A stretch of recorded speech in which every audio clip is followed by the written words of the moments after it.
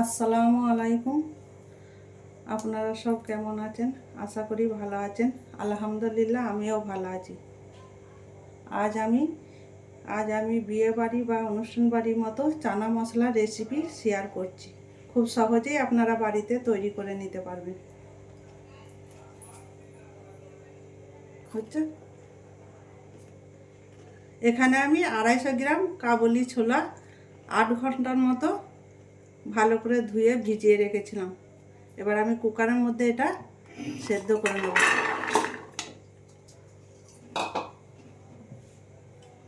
ছোলাটা দিয়ে দিয়েছি।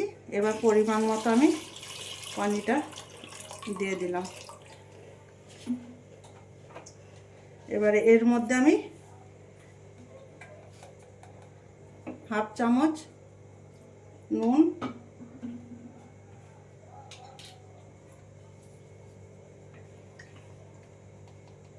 সামান্য পরিমাণ খাবার সোডা,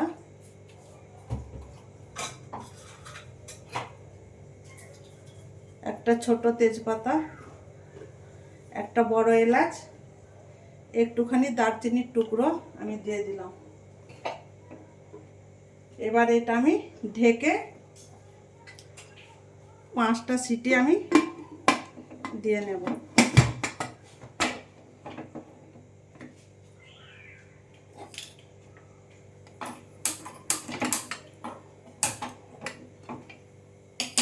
দুটো সিটি আমি ফুল আঁচে দেবো আর মিডিয়াম আঁচে আমি 3টে সিটি দিয়ে নেব।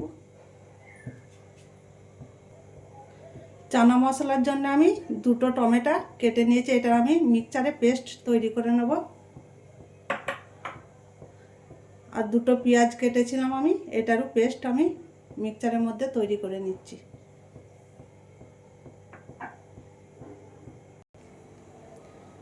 পেঁয়াজটা আমি পেস্ট তৈরি করে নিয়েছি আর টমেটোরও আমি পেস্ট তৈরি করে নিয়েছি।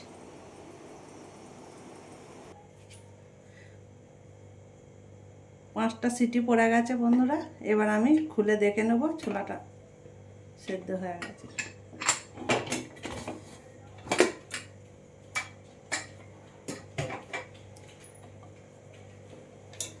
এই দেখুন বন্ধুরা, ছোলাটা আমার সেদ্ধ হয়ে গেছে।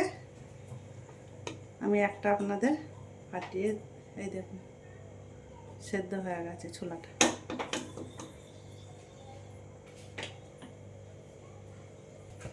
আবারও চলে এলাম রান্নার কাছে। কড়াই বসিয়ে দিয়েছি, কড়াইটা গরম হয়ে গেছে। এবার আমি পরিমাণ মতো তেল দিয়ে দিলাম।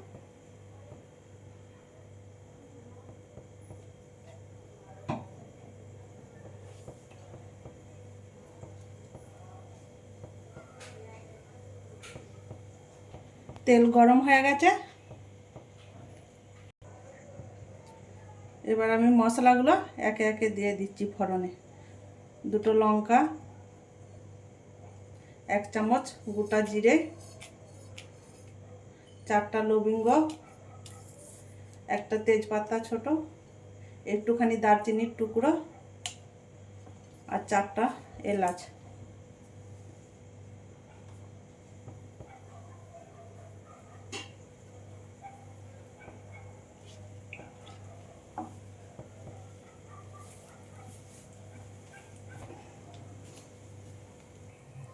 এবার গরম মশলাগুলো গরম হয়ে গেছে। এবার আমি পেঁয়াজটা দিয়ে দিলাম।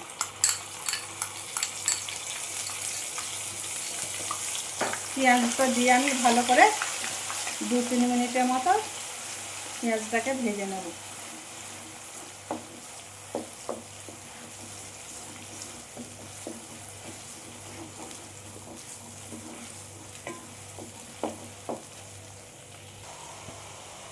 পেঁয়াজটা 2-3 মিনিটের মতো ভাজা ভাজা হয়ে গেছে।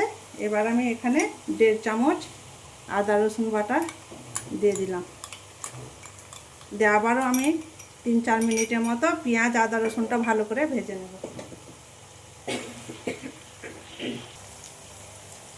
আদা রসুনের কাঁচা গন্ধটা চলে গেছে।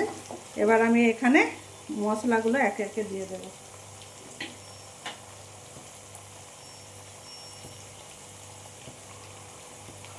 1 চামচ হলুদ গুঁড়ো,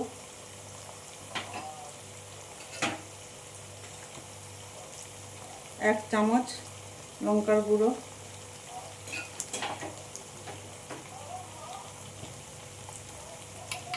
1/2 চামচ ধনে গুঁড়ো,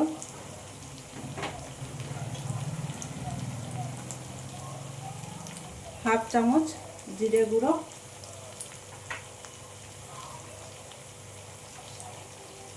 এখানে আমি 1 চামচ চানা মশলা দিয়ে দিচ্ছি।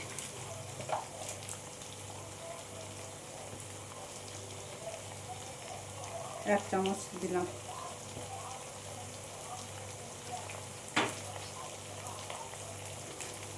কালারের জন্য আমি কাশ্মীরি লঙ্কার গুঁড়ো 1 চামচ দিয়ে দিচ্ছি।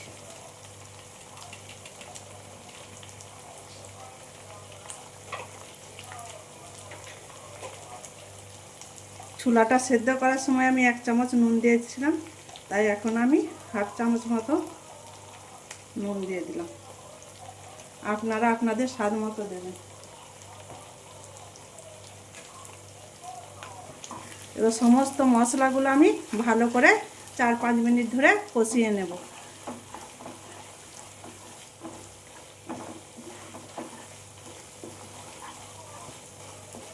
বন্ধুরা, আমার এই রেসিপিটা দেখার জন্য আপনাদের অনুরোধ রইল।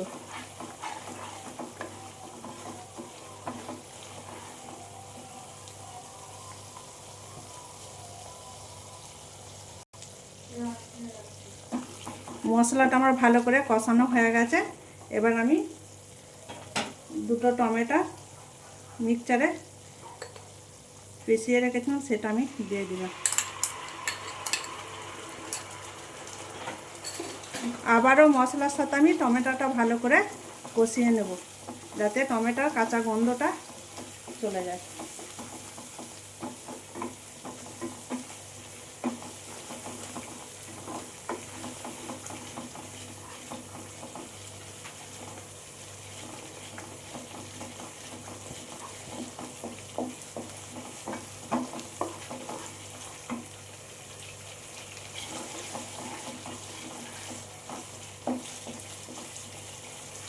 এই চানা মশলা বাড়িতে কোনো মেহমান আসলে আপনারা নান, পুরি বা লুচির সাথে নাস্তার হিসাবে দিতে পারেন।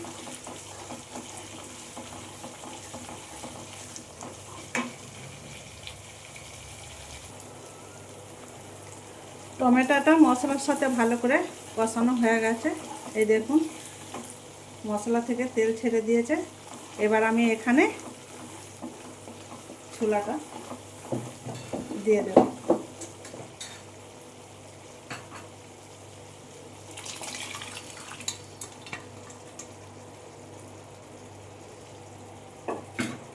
ছোলাটা দিয়ে আমি মশলার সাথে ভালো করে মিশিয়ে নেব।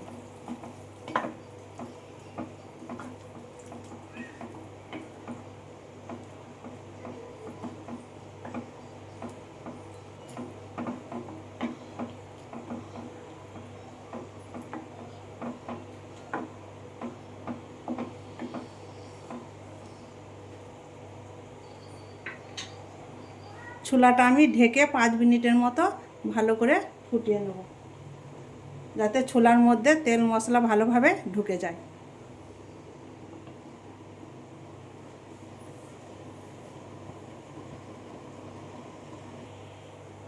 পাঁচ মিনিট হয়ে গেছে বন্ধুরা, এবার আমি খুলে দেখে নেব। এই দেখুন বন্ধুরা, এবার আমি ওপর থেকে সানরাইজ গরম মশলা আমি 1/2 চামচের মতো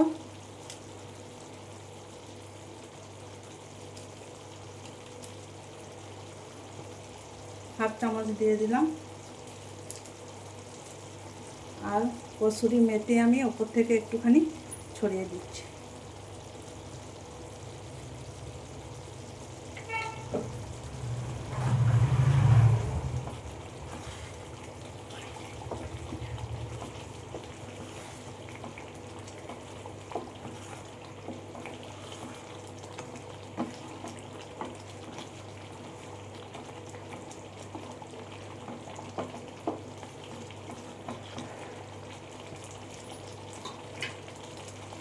ফাইনালি বন্ধুরা আমার চানা মশলার রেসিপি তৈরি হয়ে গেছে। এবার আমি গ্যাসটা বন্ধ করে দিলাম।